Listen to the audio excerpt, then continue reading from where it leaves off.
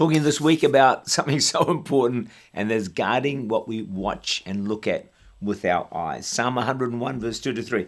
I will behave wisely in a perfect way.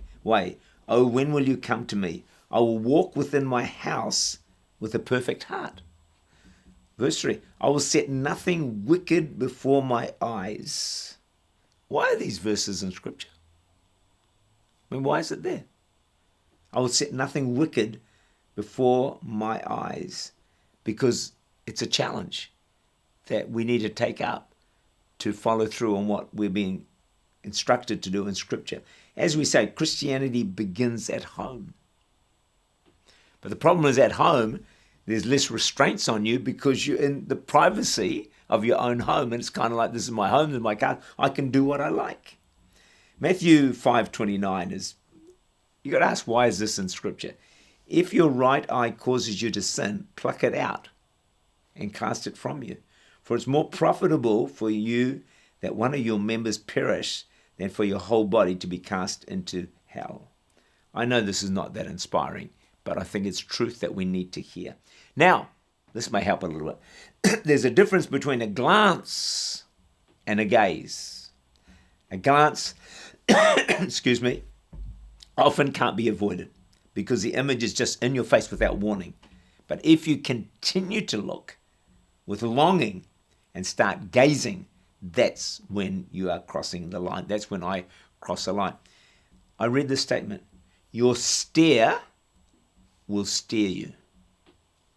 Your stare, S-T-A-R-E, will steer you, S-T-E-E-R. In other words, your life goes in the direction of what you stare at.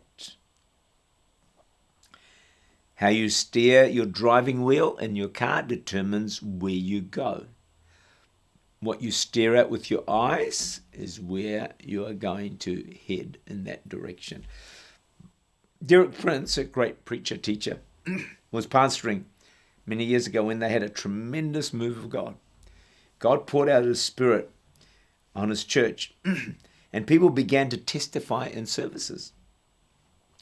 Derek Prince was surprised that the number one thing that God put His hand on, this is a number of years ago, was on what people were watching on television. And one after another stood up, this is in a move of God, saying that TV had become an idol that they worshipped daily. Wow. Today it would be social media, it would be the internet, it would be all that sort of Netflix, that sort of stuff. And what God said was that they were breaking the first commandment, which said, thou shalt have no idols, or that thou shalt have no other gods. And God showed them that the name of this idol, do you want to know what it was? Watching all this TV? The idol of pleasure.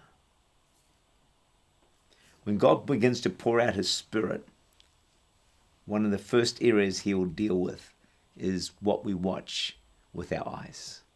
The internet, the television, social media, Netflix, and all the rest of it. God will deal with that area because it does so much damage.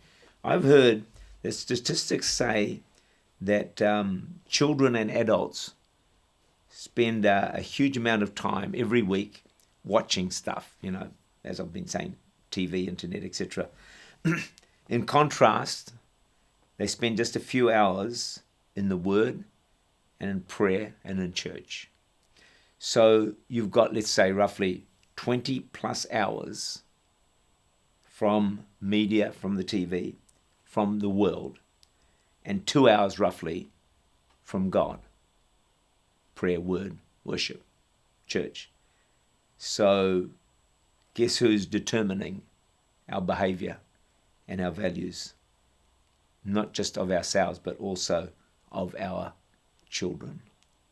If we can get on top of this area, it's going to change our values.